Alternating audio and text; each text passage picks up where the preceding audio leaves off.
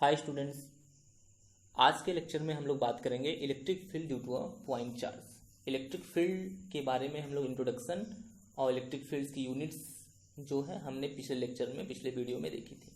आज जो होगी वह electric field due to a point charge. किसी पॉइंट चार्ज के कारण कितनी इलेक्ट्रिक फील्ड होती है हम लोग इसकी बात यहाँ पे करेंगे। ठीक है, कि किसी पॉइंट चार्ज, अगर हमारे पास एक पॉइंट चार्ज है तो इस पॉइंट चार्ज के कारण इससे स्मॉल आर डिस्टेंस पे इसकी फील्ड के अंदर अगर कोई पॉइंट है तो वहाँ पे इसकी स्ट्रेंथ कितनी होगी, इलेक्ट्रिक फील्ड कितना होगा। मीन्स कि अगर कोई पॉइंट चार्ज ले रहे हैं तो उसके अराउंड जो इलेक्ट्रिक फील्ड है उस फील्ड में किसी पॉइंट पर ये कितना अपना फोर्स अप्लाई कर सकता है किसी टेस्टिंग चार्ज को ले जाने पर। ठीक है, तो हम यहाँ पे मैथमेटिकल प्रोसेस के फॉर्म में यहाँ पे देखेंगे कि फील्ड के अंदर किसी पॉइंट पर कितनी इलेक्ट्रिक फील्ड स्ट्रेंथ होती है। Clear?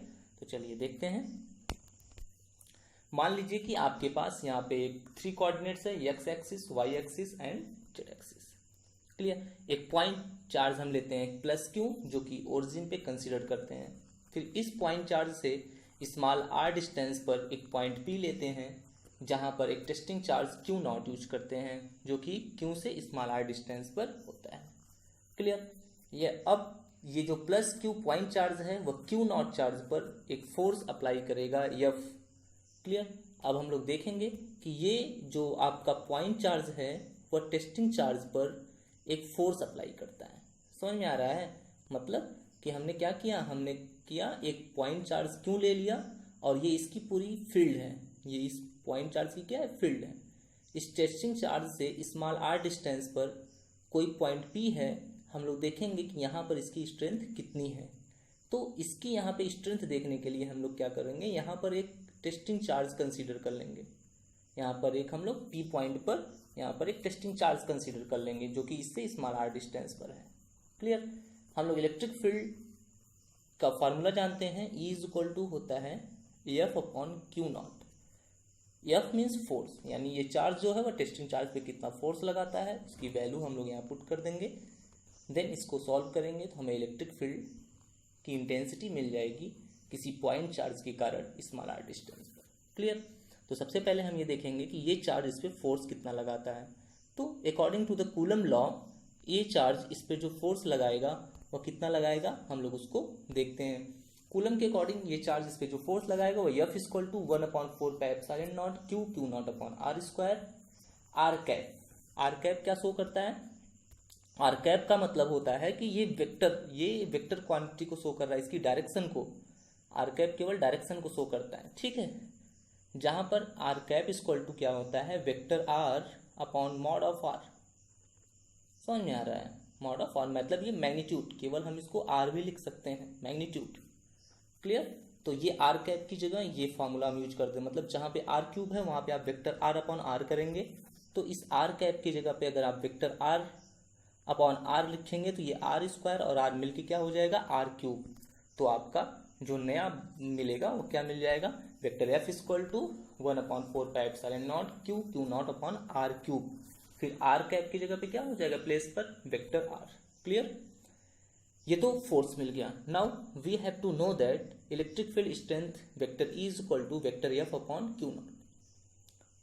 Now the value of F put here and we obtained the value of electric field.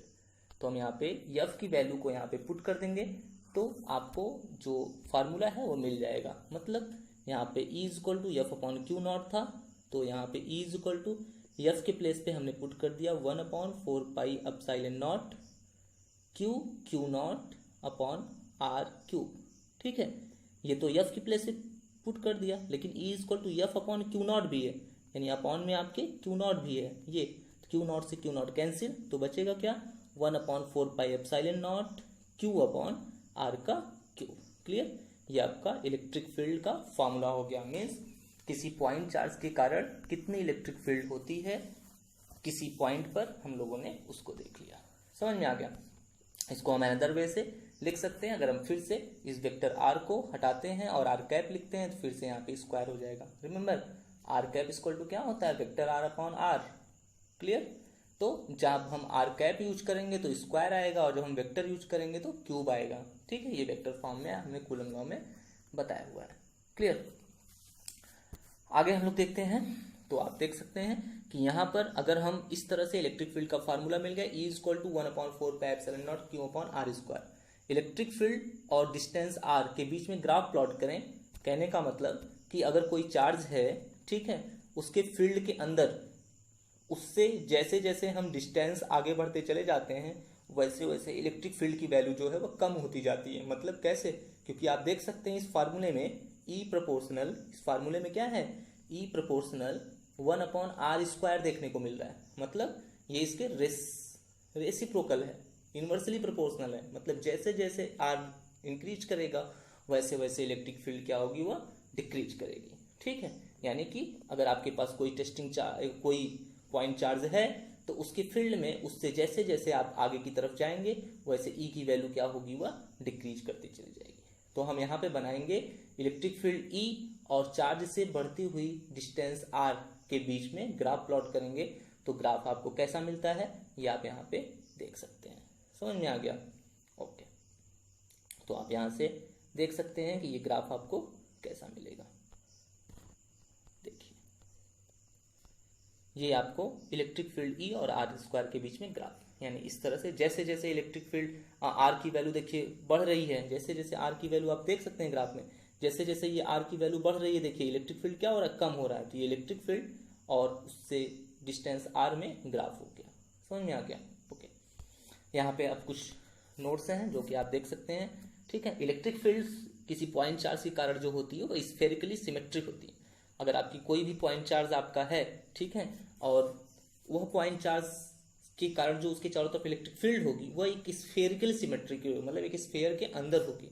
ठीक है, अगर जो चार्ज है आपका Q, अगर वह 0 से बड़ा है, अगर आपका चार्ज जो है वह 0 से बड़ा है तो जो फील्ड होगी वह आपकी कैसी होगी, वो आपकी फील्ड जो होगी वह आपकी आउटवर्ड बाहर की तरफ होगी। और अगर चार्ज जो है वह आपका चार्ज जो है अगर वह Q 0 से छोटा है यानी नेगेटिव है तो जो फील्ड होगी वह इनसाइड की तरफ होगी। समझ पा रहे हैं?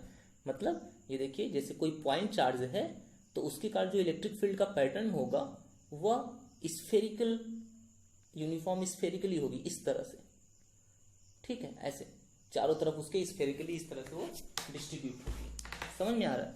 ओके, और अगर यही चार्ज आपका पॉजिटिव चार्ज है, मतलब अगर जो चार्ज है वह 0 से बड़ा है, ग्रेटर देन 0 है, यानी पॉजिटिव है, तो पॉजिटिव के कारण जो इलेक्ट्रिक फील्ड की डायरेक्शन होगी वह रेडियली आउटसाइड होगी, इस तरह से रेडियली आउटसाइड होगी।